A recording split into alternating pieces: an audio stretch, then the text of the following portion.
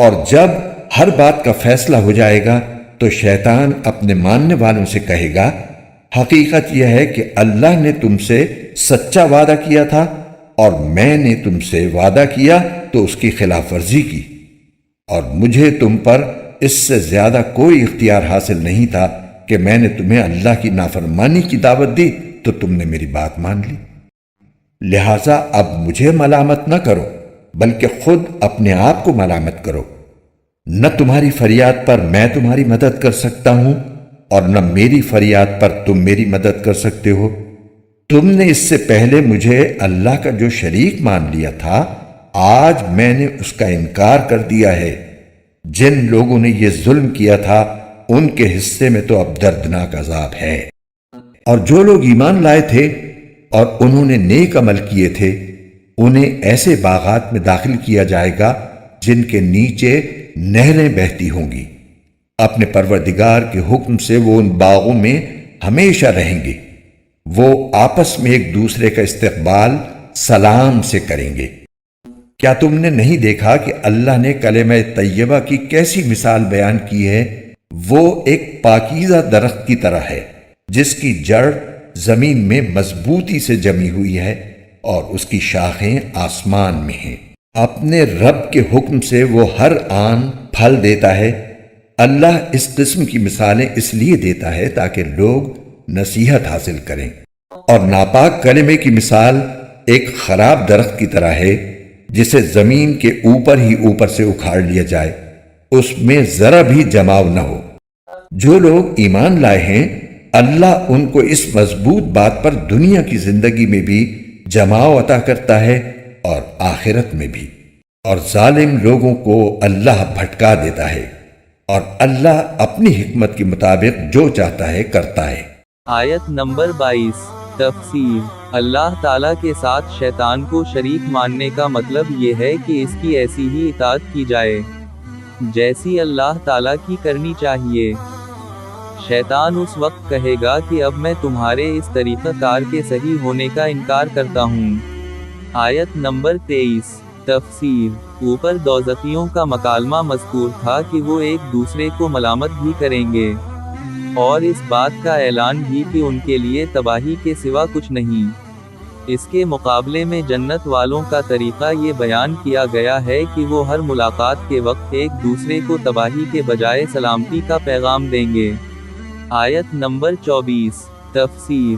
کلمہ طیبہ سے مراد کلمہ توحید یعنی لا الہ الا اللہ ہے، اور اکثر مفسرین نے فرمایا ہے کہ پاکیزہ درخت سے مراد کھجور کا درخت ہے جس کی جڑیں زمین میں مضبوطی کے ساتھ جمی ہوتی ہیں اور تیز ہوائیں اور آندھیاں اسے نقصان نہیں پہنچا سکتے، نہ اسے اپنی جگہ سے ہلا سکتی ہیں۔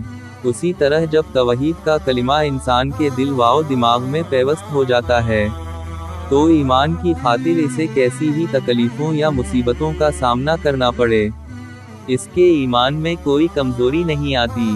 چنانچہ حضرت صلی اللہ علیہ وسلم کے صحابہ کو ہر قسم کی اذیتیں دی گئیں، لیکن توحید کا جو کلمہ ان کے دل میں گھر کر چکا تھا، اس میں مصائب کی ان آندھیوں سے ذرہ برابر تزلزل نہیں آیا۔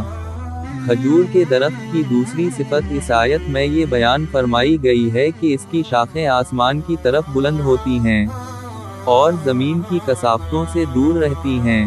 اسی طرح جب توحید کا کلمہ مومن کے دل میں پیوست ہو جاتا ہے تو اس کے تمام نیک کام جو در حقیقت اسی کلمے کی شاخیں ہیں، آسمان کی طرف بلند ہوتے ہیں، یعنی اللہ تعالیٰ تک پہنچ کر اس کی خوشنودی حاصل کرتے ہیں اور دنیا پرستی کی کثافتوں سے محفوظ رہتے ہیں۔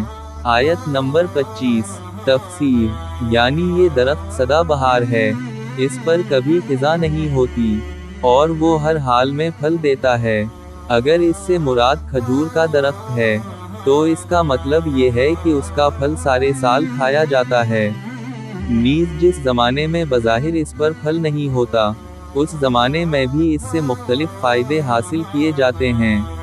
کبھی اس سے نیرا نکال کر پیا جاتا ہے، کبھی اس کے تنے کا گودا نکال کر کھایا جاتا ہے، اور کبھی اس کے پتوں سے مختلف چیزیں بنائی جاتی ہیں۔ اسی طرح جب کوئی شخص توحید کے کلمے پر ایمان لے آتا ہے तो चाहे खुशहाल हो या तंगदस्त, ऐश व आराम में या तकलीफों में, हर हाल में इसके ईमान की बदौलत इसके आमाल नामे में नेकियां बढ़ती रहती हैं और इसके नतीजे में इसके सवाब में भी इजाफा होता रहता है, जो दर हकीकत तवहीद के कलमे का फल है। आयत नंबर 26। तफसीर। नापाक कलिमा से मुराद कफर का कलिमा है। उसकी मिसाल ऐसा खराब दरख्त है जिसकी कोई मजबूत जड़ ना हो, बल्कि वो झाड़ झुनकार की शक्ल में खुद उगाए। इसमें जमाव बिल्कुल नहीं होता, इसलिए जो शख्स चाहे उसे आसानी से उखाड़ डालता है। उसी तरह काफराना अकीदों की कोई अकली या नकली बुनियाद नहीं होती, उनकी तरदीद आसानी से की जा सकती है और गालिबन इससे मुसलमानों को ये तसल्ली दी गई है कि कफर व शरक के जिन अकीदों ने आज मुसलमानों पर जमीन तंग की हुई है, अनकरीब वो वक्त आने वाला है जब उनको इस तरह उखाड़ फेंका जाएगा जैसे झाड़ झुनकार को उखाड़ फेंक दिया जाता है। आयत नंबर 27। तफसीर। दुनिया में जमाओ अता करने का मतलब ये है कि मोमिन पर कितनी ज़बरदस्ती की जाए, वो तवहीद के इस कलमे को छोड़ने के लिए तैयार नहीं होता। और आखिरत में जमाओ पैदा करने का मतलब ये है कि कब्र में जब उससे सवाल व जवाब होगा तो वो अपने इस कलमे और अकीदे का इजहार करेगा, जिसके नतीजे में उसे आखिरत की अबदी निमतें नसीब होंगी।